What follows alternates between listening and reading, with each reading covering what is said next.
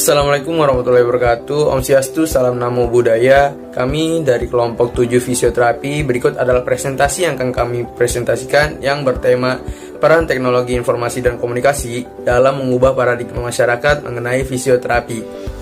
Dalam presentasi ini kami akan membawakan 6 materi atau 6 pembahasan yang akan kami presentasikan, yaitu 1. Teknologi informasi dan komunikasi. Yang kedua adalah jenis-jenis teknologi informasi dan komunikasi. Yang ketiga adalah fisioterapi. Yang keempat adalah spesialisasi fisioterapi. Yang kelima, paradigma masyarakat mengenai fisioterapi. Dan yang terakhir, yang keenam, peran teknologi informasi dan komunikasi dalam mengubah paradigma masyarakat mengenai fisioterapi. Dan berikut adalah susunan kelompok kami, yaitu yang dipimpin oleh Wulandari sebagai ketua. Yang kedua ada Ratih Oktaviani sebagai wakil ketua. Dan yang ketiga ada Meilani Ayu Lestari sebagai sekretaris. Dan keempat terakhir adalah saya sebagai notulen, yaitu Muhammad Zaki Fatariski. Teknologi informasi dan komunikasi. Teknologi adalah sumber pengetahuan, ilmu pengetahuan, material, dan sumber daya manusia untuk memenuhi kebutuhan dan tujuan manusia. TIK didefinisikan sebagai pengguna informasi dalam rangka memenuhi kebutuhan dan tujuan manusia, termasuk referensi penggunaan perangkat kontemporer seperti internet. Penggunaan TIK dalam pendidikan umumnya disebut dengan e-learning. TIK memiliki berbagai macam jenis. Jenis yang pertama yaitu telepon genggam, yang berfungsi sebagai alat elektronik yang dapat memudahkan kita berkomunikasi dan dapat dibawa kemana-mana. Yang kedua ada televisi, alat untuk menyampaikan informasi berupa gambar atau video dengan menggunakan nirkabel. Yang ketiga ada radio, alat yang berfungsi memberikan informasi berupa suara dengan frekuensi yang telah ditentukan.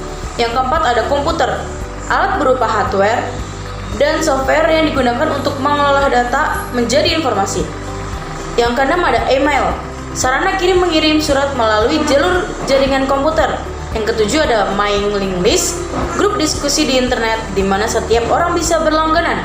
Yang kedelapan ada file transfer protocol, mentransfer data atau file dari satu komputer ke internet atau yang disebut dengan upload.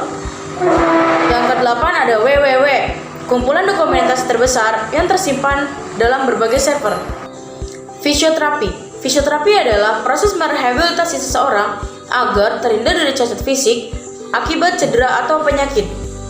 Terapi yang dapat dilakukan oleh seorang fisioterapis mencakup diagnosis, perencanaan, dan pelaksanaan pengobatan.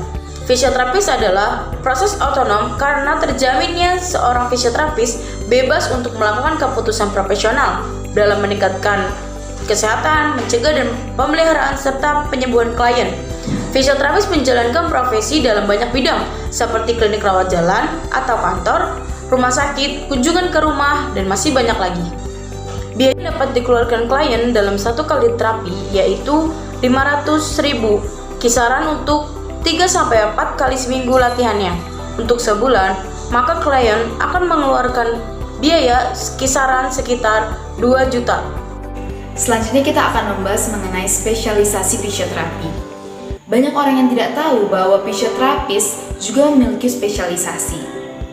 Nah, mereka yang spesialisasi fisioterapis biasanya yang bekerja di klinik mandiri, di rumah sakit khusus seperti rumah sakit ibu dan anak, rumah sakit pediatri, dan rumah sakit stroke. Spesialisasi fisioterapi juga memiliki kredensialing untuk menentukan dan mempertahankan kompetensi fisioterapi. Nah, apakah itu kredensialing?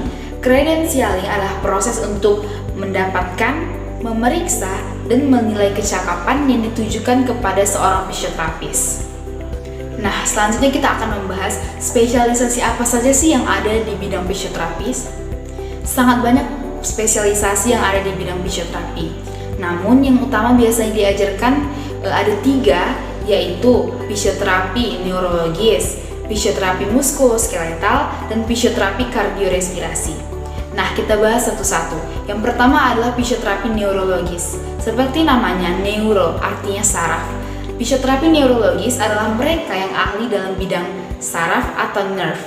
Nah, biasanya cedera dalam saraf ini itu terganggu pada fisik mereka dan mental mereka. di mana perawatan yang diberikan itu jangka panjang. Mereka yang datang ke fisioterapis neurologis akan diberikan terapi sampai berbulan-bulan bahkan bertahun untuk mendapatkan hasil yang maksimal. Selanjutnya adalah fisioterapi muskuloskeletal. Fisioterapi muskuloskeletal adalah fisioterapi yang ahli dalam bidang otot, persendian, dan jaringan lunak lainnya. Cedera yang dialami tidak jauh dari ketiga hal tersebut, seperti cedera ligamen dan ketegangan otot, di mana hal tersebut paling sering dialami oleh atlet-atlet.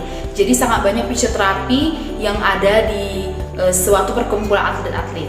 Penyebab utama untuk cedera muskuloskeletal itu biasanya peningkatan nyeri dan kecacatan.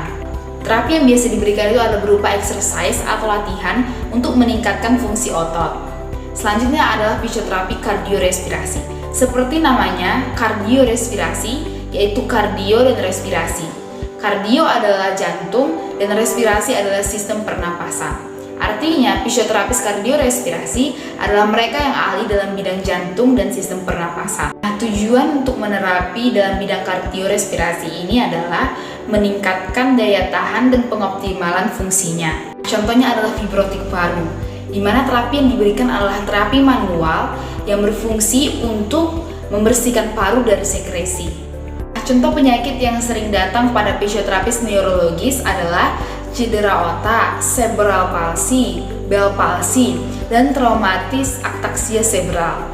Untuk fisioterapis muskuloskeletal, contoh penyakit yang sering datang itu adalah patah tulang, tendinitis, carpal tunnel syndrome, fibromalgia. Fisioterapi kardiorespirasi, contoh pasien yang sering datang itu adalah pasien dengan gangguan jantung, post operasi coronary bypass, penyakit Parkinson, sklerosis ganda.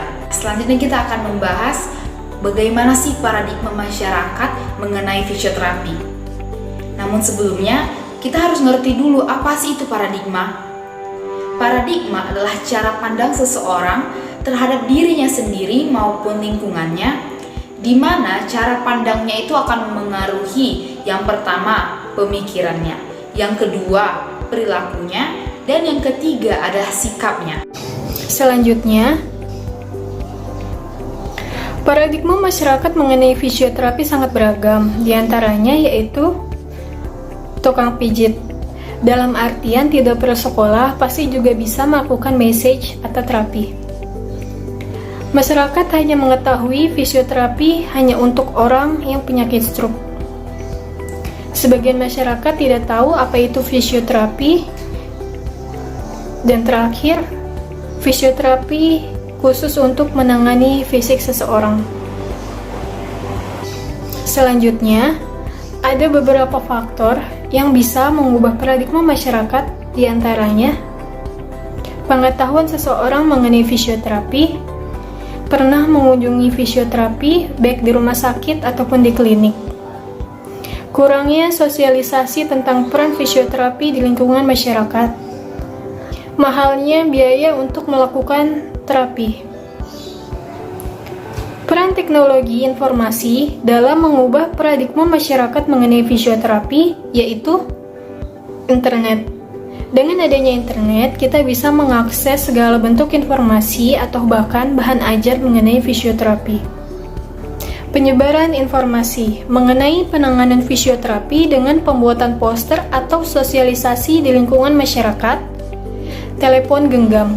Ini bisa kita gunakan untuk men-sharing pengalaman kita mengenai peran fisioterapi.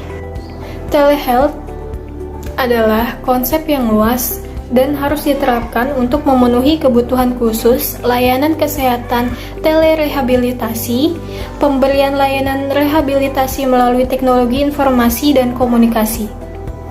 Sekian dari kelompok kami, kurang lebihnya mohon maaf. Wassalamualaikum warahmatullahi wabarakatuh.